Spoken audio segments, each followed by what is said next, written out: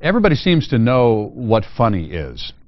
You know what makes you laugh. But can you sit down and write something that makes other people laugh?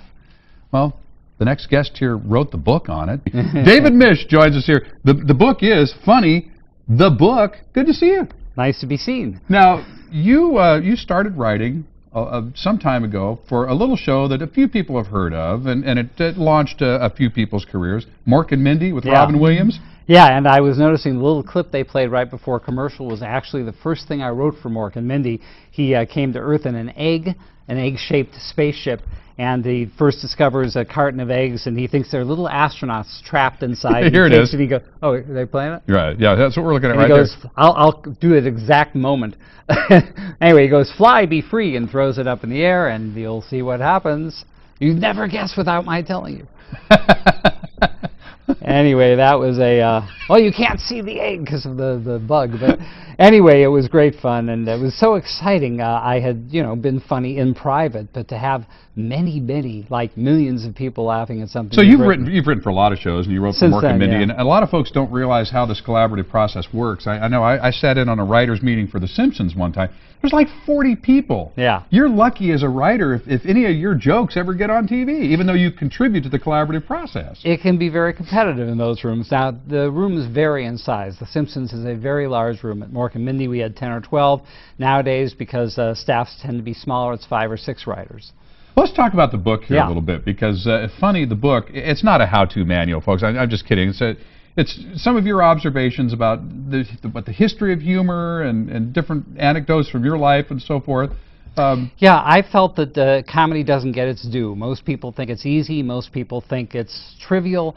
And I think there's a lot more to it. I think it says a lot about people and the human condition, not to get too pretentious, just pretentious enough. And I think that if you look at the people always say, explaining a joke kills it. And I say, tell the joke first. Explain it after. That doesn't kill the joke. To me, anything that's really interesting becomes more interesting from learning more about it. And I think when you hear about the history of comedy, the ancient Greeks, mythological character called Trickster, which was essentially the beginning of comedy, you can enjoy it even more.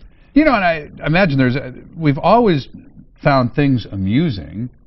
But I wonder where the first laugh actually came from. I mean, was it somebody slipping on a banana peel, in the Garden of Eden, or I mean? There's all sorts of speculation about that. One is that it started during prehistoric times when, like, a fierce animal starts charging, and one of the cave people begins to scream an alarm to the rest of the tribe. Look out, look out! And then let's say the animal trips or slides, which happens during the Ice Age. You would see it. Of course. And this is how a comedy writer's mind works. And so the scream of alarm sort of fades into something else. It's like, ah, sort of a relaxation, which is sort of like a laugh. And that could be how laughter got started. There's another theory that like two prehistoric people are fighting, and when one wins, the tribe around him goes, yay, oh, like that, and that's sort of a thing of cheering, of laughing, of relief that your person hasn't been hurt. Now, when you're working on something for a show, or you're writing for performance, I mean, nothing has got to tick you off more than if a performer misses the joke. Yes. One has a very difficult relationship with performers. You depend on them. Robin Williams made dross into gold. He would do things that were not very good, and they'd be brilliant because he did them.